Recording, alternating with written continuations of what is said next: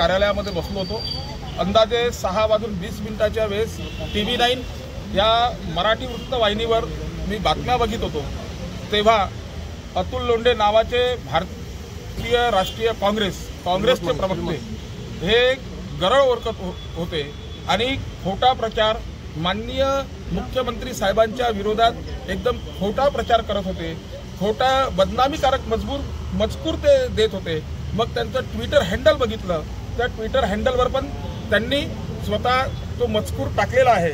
त्यामध्ये अखंड हिंदुस्थानाचे आमचे सर्वांचे आराध्य दैवत छत्रपती शिवाजी महाराज, छत्रपती संभाजी महाराज यांचा ज्यांनी अपमान केला त्याच्यावर तर कडक कारवाई झालीच पाहिजे। पण काँग्रेसचे प्रवक्ते अतुल लोंढे यांनी याच्यामध्ये त्यांच्या मजकुरामध्ये त्यांनी असं म्हटलं की त्याला जेव्हा कोल्हापूर पोलिसांनी अटक केली तेव्हा प्रतीक पडवेकर हे त्याच्यासोबत होते आणि प्रतीक पडवेकर हे सीएमओ म्हणजे मुख्यमंत्री कार्यालयाचे कर्मचारी आहे। निदांत खोटा बोलणारा अतुल लोंढे हा व्यक्ती हा काँग्रेसचा प्रवक्ता कसा असू शकतो? बिना अभ्यासाने त्या प्रतीक पडवेकरचा भाजपाशी काहीही संबंध नाही, त्या प्रतीक पडवेकरचा मुख्यमंत्री कार्यालयाशी काही संबंध नाही आणि तो समाजामध्ये द्वेष पसरवू इच्छितो, दोन जातीमध्ये भांडण लावू शकतो।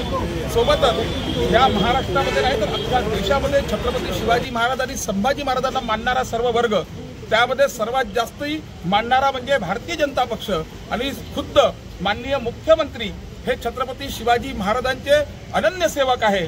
नितांत भक्ती, नितांत श्रद्धा त्यांची छत्रपती शिवाजी महाराज आणि संभाजी महाराजांवर आहे आणि अशा वेळेस तो माननीय मुख्यमंत्री साहेबांच्या विरोधात गरळ ओकतो, खोटी बदनामी करतो।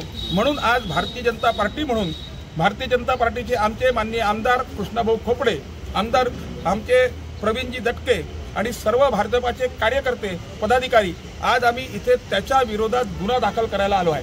भारतीय न्याय संहिता 501 म्हणजे बदनामीकारक करणे, मोठ्या माणसाची खोटी बदनामी करणे।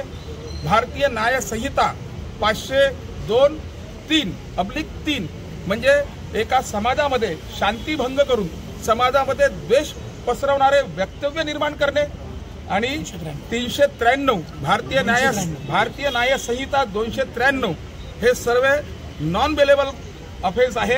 हे सर्व ऑफेन्स आम्ही त्यांच्यावर दाखल केलेले आहेत, दाखल करण्यासाठी इथे आलेलो आहेत।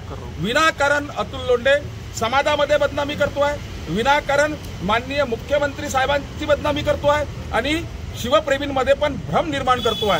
अतुल लोंढे नाही तर त्यांची परंपरा आली आहे आतापर्यंत फेक नेरेटिव्ह तयार करण्याची।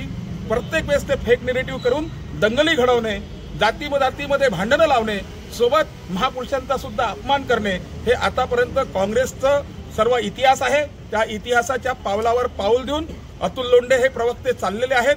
आज आम्ही त्याच्या विरोधात गुन्हा दाखल केला आणि यानंतर आम्ही हे सहन करणार नाही।